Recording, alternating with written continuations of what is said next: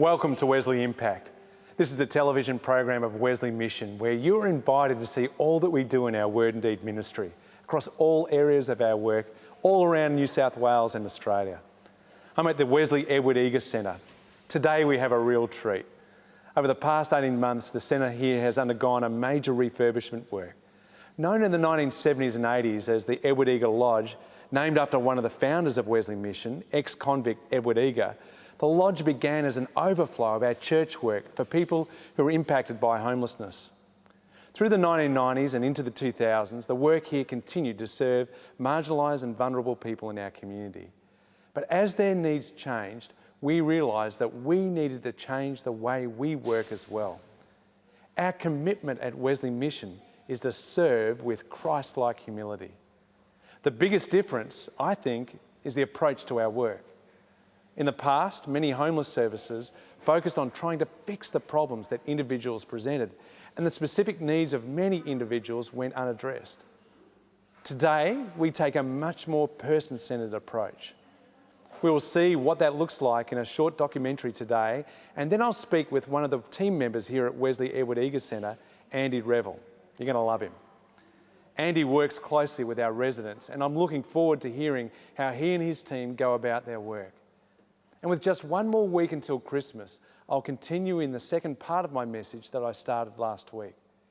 But first, let's take a look at how Wesley Edward Eagar Centre works today.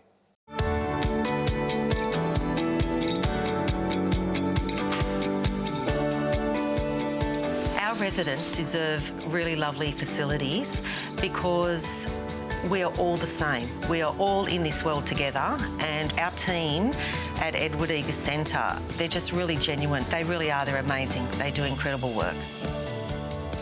I think there's someone coming in this afternoon for 403. There's a room clean, which is 406. Okay. Right. Does that need to be done? That needs to be done. So obviously once that's clean, that's up for rotation. Bye guys. Have a lovely afternoon. You're welcome. Thank you. Thanks, Grace. See you. Speak to you soon.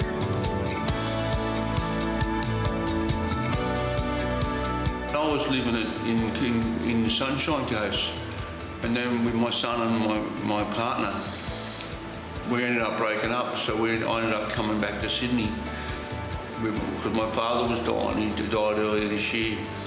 And the most hardest thing is to find a place in Sydney that I can afford, you know. I was staying in hotels and that, we're just dead money. You're not going to find anything better, nicer than this setup. The plan is to stay here until I find something, until I find somewhere to live, you know, permanent. And their plan is to help me as much as they can. They organise everything, really, to make it easier for you. Oh mate, I don't know where I'd be, and that's the truth. Wesley Housing are the ones looking after me. I think as a whole, Wesley Mission has extraordinary services, and I think working in partnership just creates an all-rounded service. We do a lot of wraparound support services, and they actually work as a team model. So they all bring their own specialised, unique styles of work when they're actually working within a team. So we have organisations that come through that support the residents, say with mental health, financial literacy courses, legal services, financial counselling services.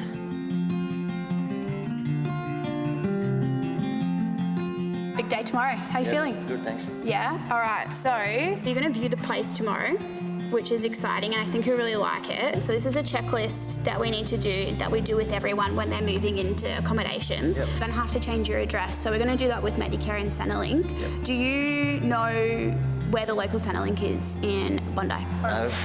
Okay. Bondi. Don't know where it is. Okay, that's something we can probably take you for a drive and have a look at. Of course, tomorrow we're going to be meeting with the other team that's going to be helping you out. Morning, aren't they? Yeah, so they're going to come in the morning, going to meet them tomorrow, and then we're going to go out to the place and they'll show you around. we'll work with you to furnish your apartment. So we've got some of those vouchers and everything, which is really exciting. And then we've got that Vinnie's referral where they come out and they will meet with you, have a look at the house. A lot of the time it's like the kitchen items and the essentials that, you know, are little things that they can provide that they get a lot of donations from, but it all adds up cost-wise. So they'll help you out with that, yes. So the way that the case management works is similar to how you've been working with me and Atul here and the rest of the team, of course, but they come and visit you.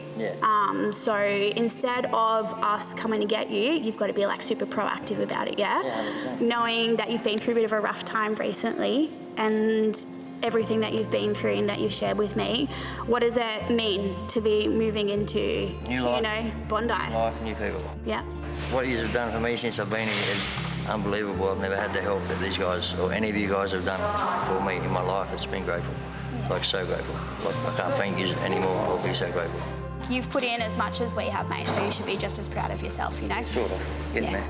Absolutely, 100%. Thanks so much for coming to our appointment and let's get it done. Let's finish that long week up. Yeah, bloody hell. Let's finish this week on a high, yeah? Out of the bed. Good stuff, thanks, Scotty. All right, mate. These guys find there's a lot of forms that need to be filled out and they can find it overwhelming. You know, we do this on a daily basis, it's what we do.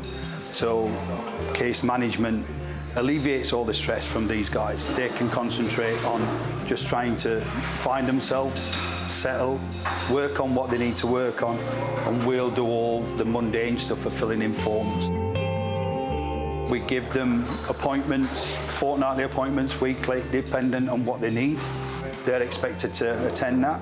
They meet us so far. We'll do, I would say 70-30 is a good ratio. You know, we'll do 70% of the work, but they're expected to do their bit as well. So we give them tasks, and yeah, they have to do their bit as well.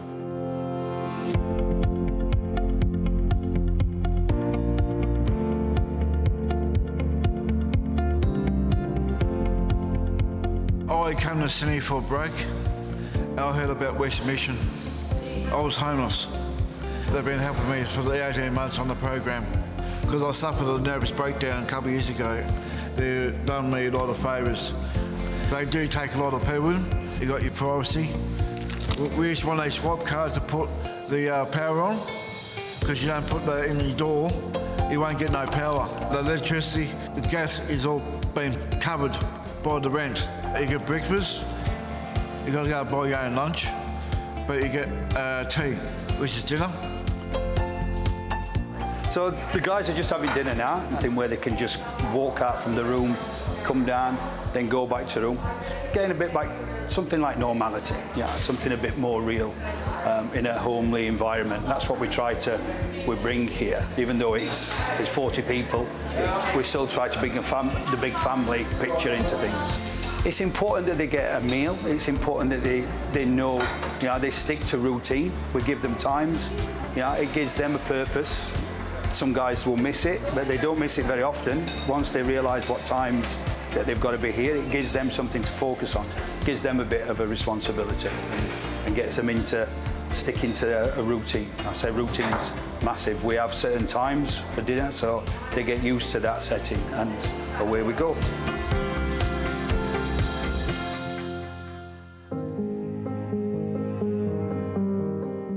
I stayed here for a couple of years. They helped me get my place. I was homeless because nobody could understand my sickness. They're more interested in, okay, who are you, which house you, what do you want? So I got the people from here to translate for me because I'd be an angry man. You got people that don't know the medical part of it. I look normal, but yet I take about 9 drugs. They brought my life back together. They actually really care. And I always tell everybody, get here, because they'll do something for you. Because out there, it's not bad, it's just that nobody really cares. The rewards I get from this job has changed a little bit since when I first started. I thought the reward would be getting them housed and that's it. That's the end goal. There's plenty of rewards before you even get to that. Just getting the guys wanting to sit down and talk to us. The guy who's the ukulele, he was with us previously. a big reward for me is that this guy comes back and wants to talk to me all the time. We keep in touch on the phone.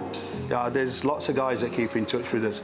That's a massive reward for me. That means we've done something, and and more often than not, the guys do come back here because they have an attachment, and then they see a friendly face. I hope it's a friendly face that they see, and this is what we get. This is what makes it all worthwhile.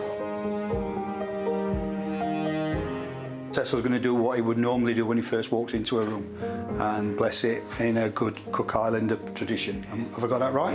Yeah. Brilliant. I knew I listened well. Hi guys. Hey, Cecil, how are you? What's happening? This is room 308. This is a brand new room. Yep. Completely different to how you remember it, but... Oh, wow. This is new, bro. Man, this is better than the last one we had. This is really good. I just got to do a bit of business. That's the place. Take all the bad spirit out. Dear Lord, thank you very much for giving me this place. I'm grateful. Thank you so much. Amen. Wow, yeah, this is better than the place I got, but we actually got a toilet in there. I know, so when you say, what do you think, Cess? Yeah, nah, this is really good. You got your own toilet. Yeah, you seen it? Before it was our group. No sharing showers anymore. No sharing showers. I think I might come back. So it's good that they've got their own privacy now. Yeah. You needed that privacy.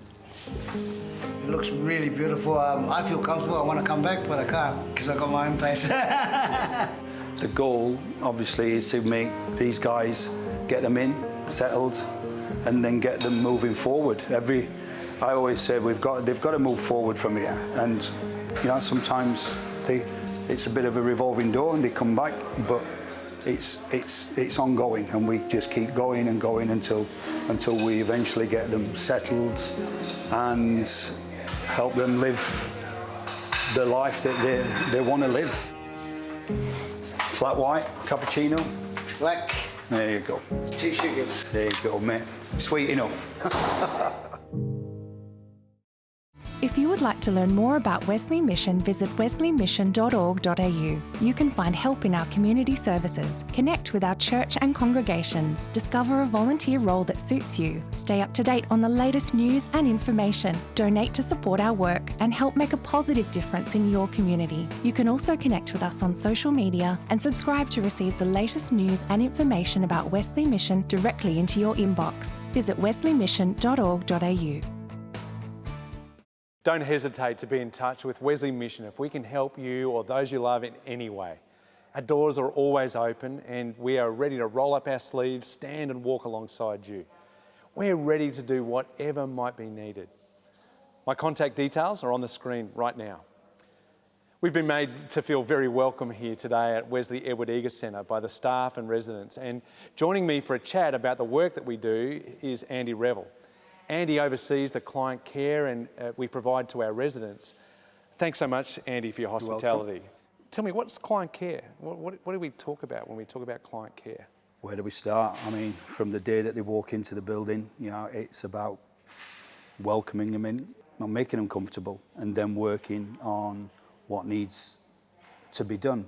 We work on their, first and foremost, we invite them to appointments, get to know them, building rapport, and just making sure that they're looked after. Yeah, absolutely. Now we're right here in the heart of Edward Eagar Centre, and behind us as we're having a chat, staff and residents are walking past. I mean, this is the heartbeat. How big is your team, and what sort of stuff do they do? We have a team here of around 25 staff. I personally manage 7 members of staff.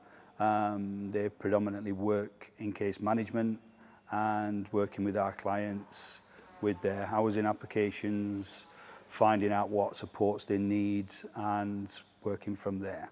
Can you give us a sense of some of the challenges and struggles that people, our guests here at Edward Eagar Centre, have had to overcome? Well, struggles, I mean, the initial struggle for anybody coming into this building, I mean, it can be quite overwhelming walking in, it can be quite intimidating at times. One of the main obstacles that they face, and one of the things they struggle with is the amount of paperwork that needs to be done. I mean, it can be overwhelming for the team. So you can imagine a guy that just doesn't have that in him to actually focus on the paperwork. It's a big ask. So we try to take as much of that responsibility away from them so that they can focus on things that they need to focus on. Now, a person-centred approach, I mean, that can sound a bit like jargon, but it's not simply jargon. I mean, that's a fundamental philosophy and approach to our work. What does it actually mean?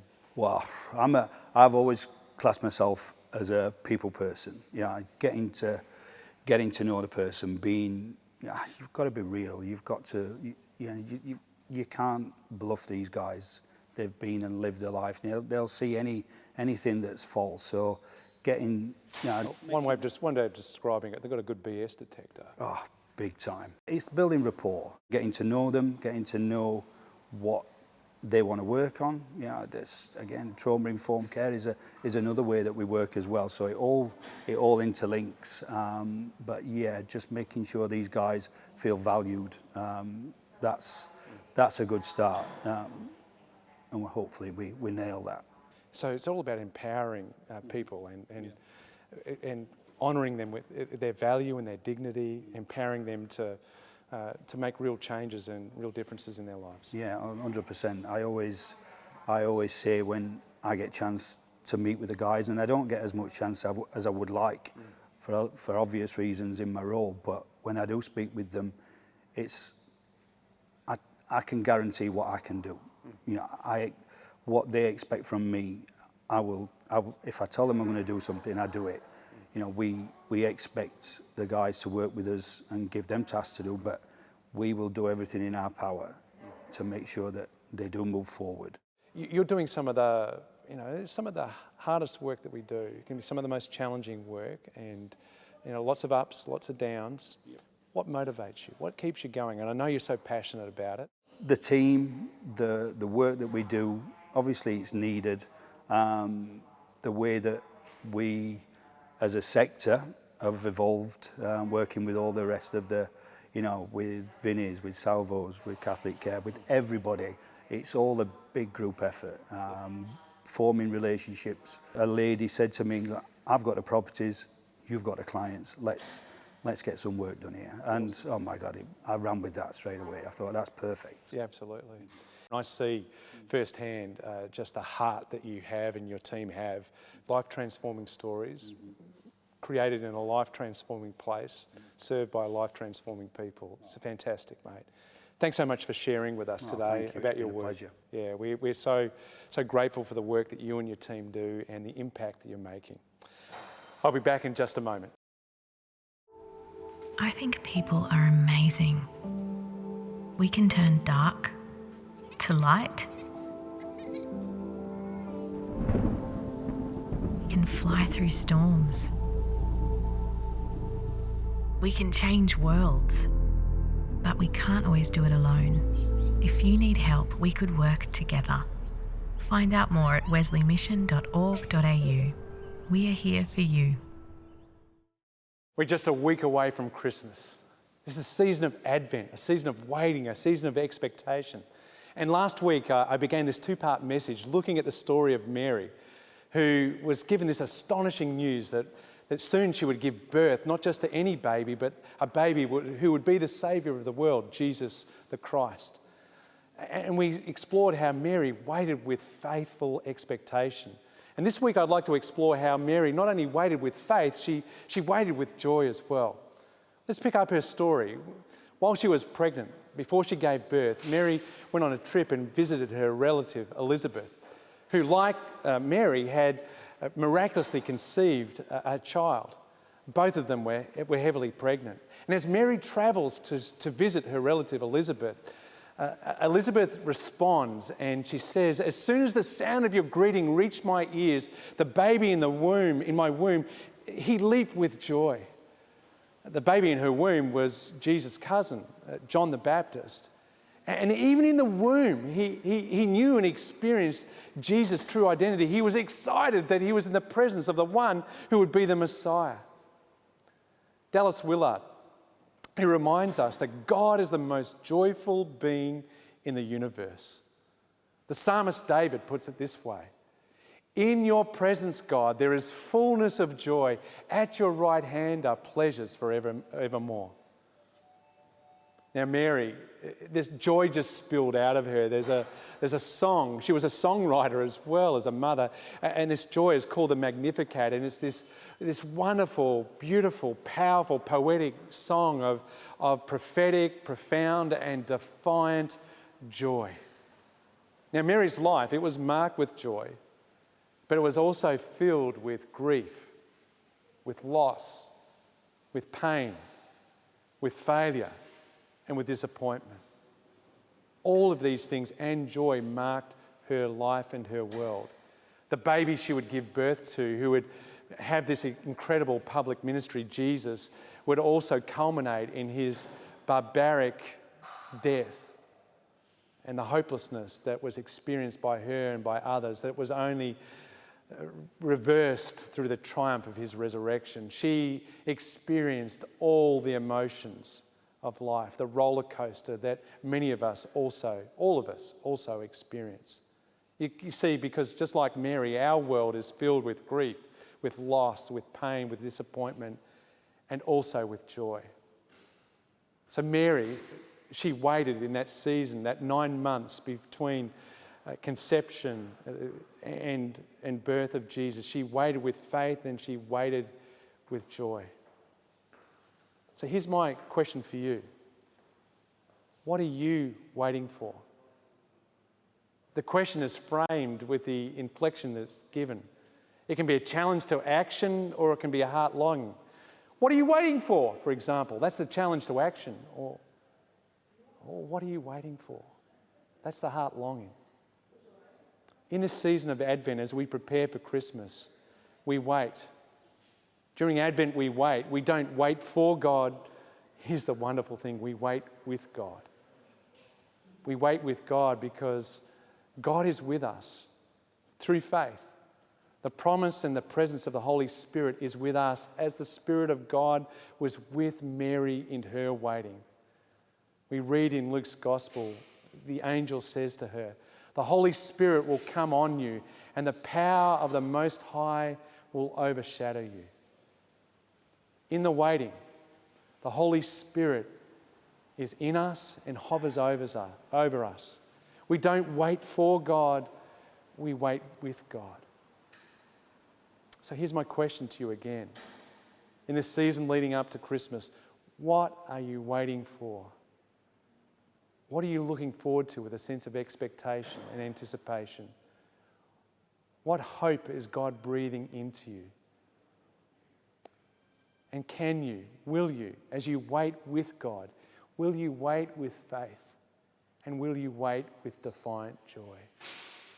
This is the season we find ourselves in. After a season of so much pain and disappointment, of frustration and heartache. But the future is in God's hands. And we can wait by His grace and with His help. As we wait with Him, we can wait with faith and we can wait with joy. The gift of faith is available to all of you. It's simply a prayer away. You can trust your life to a God who is always faithful, who always keeps His promises. And if you would like to trust your life to God in that way, if you would like to have that hope-filled faith, that hope-filled joy, then I encourage you to take that step of faith and to trust your life to Him. I know that you, like me and like so many others, will not be disappointed. God will meet you where you are and will lead you to where He wants you to be. God bless you. At Wesley Mission, we see kindness change kids' worlds. You can find out more at wesleymission.org.au. We are here for you.